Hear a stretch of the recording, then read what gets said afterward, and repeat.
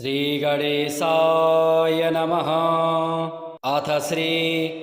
आदित्यकवचम्। ॐ अस्य श्रीमदादित्यकवचस्तोत्रमहामन्त्रस्य याज्ञवल्क्योर्महर्षिः अनुष्टुप् जगतिश्छन्दसि घृणिरिति बीजं सूर्य इति शक्तिः आदित्य इति कीलकम् श्रीसूर्यनारायणप्रीत्यर्थे पाठे विनियोगः। उदयाचलमागत्य वेदरूपमनामयं तुष्टावपरया भक्त्या वालकिल्यादिभिर्वृतं देवासुरैः सदा वन्द्यं ग्रहैश्च परिवेष्टितं ध्यायन् स्तुवन् पठन् नाम यस्य सूर्यकवचं सदा। घृणिः पातु शिरोदेशं सूर्यः फालं च पातु मे आदित्यो लोचने पातु श्रुति पातु प्रभाकरः। घ्राणं पातु सदा भानुः अर्कः पातु मुखं तथा जिह्वां पातु जगन्नाथ कण्ठं पातु विभावसुः। स्कन्धौ ग्रहपतिः पातु भुजौ पातु प्रभाकरः अहस्करः पातु हस्तौ हृदयं पातु भानुमान् मध्यं च पातु सप्ताश्वौ नाभिं पातु नभो मणिः द्वादशात्मा कटिं पातु सविता पातु सिक्किणी उरु पातु सुरश्रेष्ठो जानुनी पातु भास्करः जङ्घे पातु च मार्तण्डो गलं पातु त्विषां पतिः पादौ बध्नः सदा पातु मित्रोऽपि सकलं वपुः वेदत्रयात्मकः स्वामिन् नारायण जगत्पते अयातयामं तं क्वचित् वेदरूपः प्रभाकरः स्तोत्रेणानेन सन्तुष्टो वालकिल्यादिभिर्वृतः साक्षाद् वेदमयो देवो रथारूढः समागतः तं दृष्ट्वा सहसोत्थाय दण्डवत् प्रणमन् भुवि कृताञ्जले पुटो भूत्वा सूर्यस्याग्रे स्थितस्तदा वेदमूर्तिर्महाभागो ज्ञानदिष्टिर्विचार्य च ब्रह्मणा स्थापितं पूर्वं यातयाम विवर्जितं सत्त्वप्रधानं शुक्लाख्यं वेदरूपमनामयं शब्दब्रह्ममयं वेदं सत्कर्म ब्रह्मवाचकं मुनिमध्यापयामास प्रथमं सविता स्वयं तेन प्रथमदत्तेन वेदेन परमेश्वरः याज्ञवल्क्यो मुनिश्रेष्ठः कृतकृत्यो भवत्तदा ऋगादिसकलान् वेदान् ज्ञात्वान् सूर्यसन्निधौ इदं प्रोक्तं महापुण्यं पवित्रं पापनाशनं यः पठेत् शृणुयात्वापि सर्वपापैः प्रमुच्यते वेदार्थज्ञानसम्पन्न न सूर्यलोकमाप्नुयात् उदयाचलमागत्य वेदरूपमनामयं तुष्टावपरया भक्त्या वालकिल्यादिभिर्वृतं देवासुरैः सदा वन्द्यं ग्रहैश्च परिवेष्टितं ध्यायन् स्तुवन् पठन् नाम यस्य सूर्यकवचं सदा। घृणिः पातु शिरोदेशं सूर्यः फालं च पातु मे आदित्यो लोचने पातु श्रुति पातु प्रभाकरः घ्राणं पातु सदा भानुः अर्कः पातु मुखं तथा जिह्वां पातु जगन्नाथ कंठं पातु विभावशुः स्कन्धौ ग्रहपतिः पातु भुजौ पातु प्रभाकरः अहस्करः पातु हस्तौ हृदयं पातु भानुमान् मध्यं च पातु सप्ताश्वौ नाभिं पातु नभो मणिः द्वादशात्मा कटिं पातु सविता पातु सिक्किणी उरु पातु सुरश्रेष्ठो जानुनी पातु भास्करः जङ्घे पातु च मार्तण्डो गलं पातु त्विषां पतिः पादौ पद्मः सदा पातु मित्रोऽपि सकलं वपुः वेदत्रयात्मकः स्वामिन् नारायण जगत्पते अयातयामं तं क्वचित् वेदरूपः प्रभाकरः स्तोत्रेणानेन सन्तुष्टो वालकिल्यादिभिर्वृतः साक्षाद् वेदमयो देवो रथारूढः समागतः तं दृष्ट्वा सहसोत्थाय दण्डवत् प्रणमन् भुवि कृताञ्जले पुटो भूत्वा सूर्यस्याग्रे स्थितस्तदा वेदमूर्तिर्महाभागो ज्ञानदिष्टिर्विचार्य च ब्रह्मणा स्थापितं पूर्वं यातयाम विवर्जितं सत्त्वप्रधानं शुक्लाख्यं वेदरूपमनामयं शब्दब्रह्ममयं वेदं सत्कर्म ब्रह्मवाचकं मुनिमध्यापयामास प्रथमं सविता स्वयं तेन प्रथमदत्तेन वेदेन परमेश्वरः याज्ञवल्क्यो मुनिश्रेष्ठः कृतकृत्यो भवत्तदा ऋगादिसकलान् वेदान् ज्ञात्वान् सूर्यसन्निधौ इदं प्रोक्तं महापुण्यं पवित्रं पापनाशनं यः पठेत् शृणुयात्वापि सर्वपापैः प्रमुच्यते वेदार्थज्ञानसम्पन्न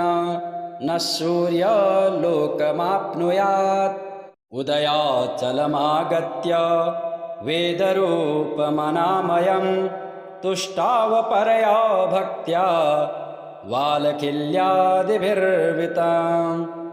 देवासुरैः सदा वन्द्यं ग्रहैश्च परिवेष्टितं ध्यायन् स्तुवन् पठन् नाम यस्य सूर्यकवचं सदा घृणिः पातु शिरोदेशं सूर्यः फालं च पातु मे आदित्यो लोचने पातु श्रुति पातु प्रभाकरः घ्राणं पातु सदा भानुः अर्कः पातु मुखं तथा जिह्वां पातु जगन्नाथ कंठं पातु विभावशुः स्कन्धौ ग्रहपतिः पातु भुजौ पातु प्रभाकरः अहस्करः पातु हस्तौ हृदयं पातु भानुमान् मध्यं च पातु सप्ताश्वौ नाभिं पातु नभो मणिः द्वादशात्मा कटिं पातु सविता पातु सिक्किणी उरु पातु सुरश्रेष्ठो जानुनी पातु भास्करः जङ्घे पातु च मार्तण्डो गलं पातु त्विषां पतिः पादौ पद्मः सदा पातु मित्रोऽपि सकलं वपुः वेदत्रयात्मकः स्वामिन् नारायण जगत्पते अयातयामं तं क्वचिद् वेदरूपः प्रभाकरः स्तोत्रेणानेन सन्तुष्टो वालकिल्यादिभिर्वृतः साक्षाद् वेदमयो देवो रथारूढः समागतः तं दृष्ट्वा सहसोत्थाय दण्डवत् प्रणमन् भुवि कृताञ्जले पुटो भूत्वा सूर्यस्याग्रे स्थितस्तदा वेदमूर्तिर्महाभागो ज्ञानदिष्टिर्विचार्य च ब्रह्मणा स्थापितं पूर्वं यातयाम विवर्जितं सत्त्वप्रधानं शुक्लाख्यं वेदरूपमनामयं शब्दब्रह्ममयं वेदं सत्कर्म ब्रह्मवाचकम् मुनिमध्यापयामास प्रथमं सविता स्वयं तेन प्रथमदत्तेन वेदेन परमेश्वरः याज्ञवल्क्यो मुनिश्रेष्ठः कृतकृत्यो भवत्तदा ऋगादिसकलान् वेदान् ज्ञात्वान् सूर्यसन्निधौ इदं प्रोक्तं महापुण्यं पवित्रं पापनाशनं यः पठेत् शृणुयाद्वापि सर्वपापैः प्रमुच्यते वेदार्थज्ञानसम्पन्न न सूर्यलोकमाप्नुयात् उदयाचलमागत्य वेदरूपमनामयं तुष्टावपरया भक्त्या वालकिल्यादिभिर्वृतं देवासुरैः सदा वन्द्यं ग्रहैश्च परिवेष्टितं ध्यायन् स्तुवन् पठन् नाम यस्य सूर्यकवचं सदा घृणिः पातु शिरोदेशं सूर्यः फालं च पातु मे आदित्यो लोचने पातु श्रुति पातु प्रभाकरः घ्राणं पातु सदा भानुः अर्कः पातु मुखं तथा जिह्वां पातु जगन्नाथ कण्ठं पातु विभावसुः स्कन्धौ ग्रहपतिः पातु भुजौ पातु प्रभाकरः अहस्करः पातु हस्तौ हृदयं पातु भानुमान् मध्यं च पातु सप्ताश्वौ नाभिं पातु नभो मणिः द्वादशात्मा कटिं पातु सविता पातु सिक्किणी उरु पातु सुरश्रेष्ठो जानुनी पातु भास्करः जङ्घे पातु च मार्तण्डो गलं पातु त्विषां पतिः पादौ बध्नः सदा पातु मित्रोऽपि सकलं वपुः वेदत्रयात्मकः स्वामिन् नारायण जगत्पते अयातयामं तं क्वचिद् वेदरूपः प्रभाकरः स्तोत्रेणानेन सन्तुष्टो वालकिल्यादिभिर्वृतः साक्षाद् वेदमयो देवो रथारूढः समागतः तं दृष्ट्वा सहसोत्थाय दण्डवत् प्रणमन् भुवि कृताञ्जले पुटो भूत्वा सूर्यस्याग्रे स्थितस्तदा वेदमूर्तिर्महाभागो ज्ञानदिष्टिर्विचार्य च ब्रह्मणा स्थापितं पूर्वं यातयाम विवर्जितं सत्त्वप्रधानं शुक्लाख्यं वेदरूपमनामयं शब्दब्रह्ममयं वेदं सत्कर्म ब्रह्मवाचकम् मुनिमध्यापयामास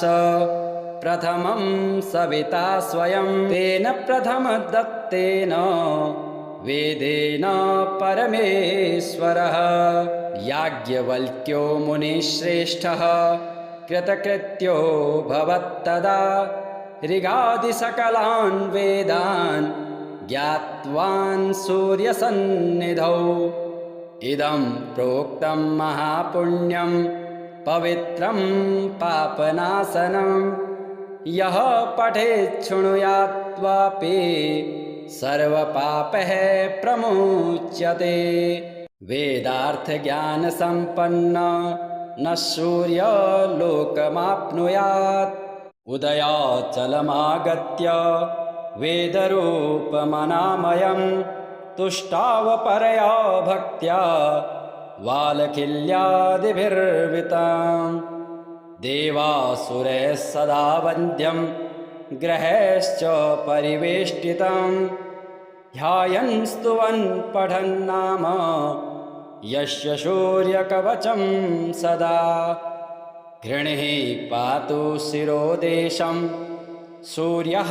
फालं च पातु मे आदित्यो लोचने पातु श्रुति पातु प्रभाकरः घ्राणं पातु सदा भानुः अर्कः पातु मुखं तथा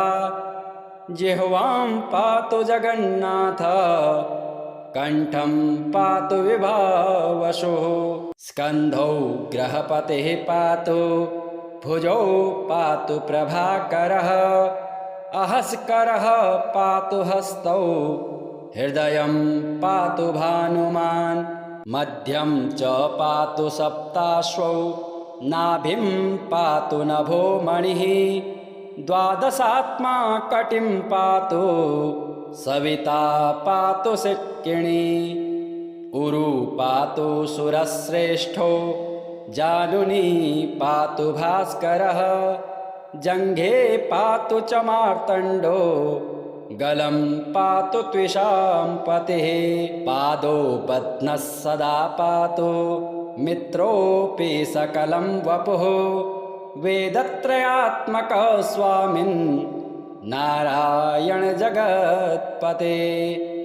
अयातयामं तं क्वचित् वेदरूपः प्रभाकरः स्तोत्रेणानेन सन्तुष्टो वालकिल्यादिभिर्वृतः साक्षाद् वेदमयो देवो रथारूढः समागतः तं दृष्ट्वा सहसोत्थाय दण्डवत् प्रणमन् भुवि कृताञ्जले पुटो भूत्वा सूर्यस्याग्रे स्थितस्तदा वेदमूर्तिर्महाभागो ज्ञानदिष्टिर्विचार्य च ब्रह्मणा स्थापितं पूर्वं यातयाम विवर्जितं सत्त्वप्रधानं शुक्लाख्यं वेदरूपमनामयं शब्दब्रह्ममयं वेदं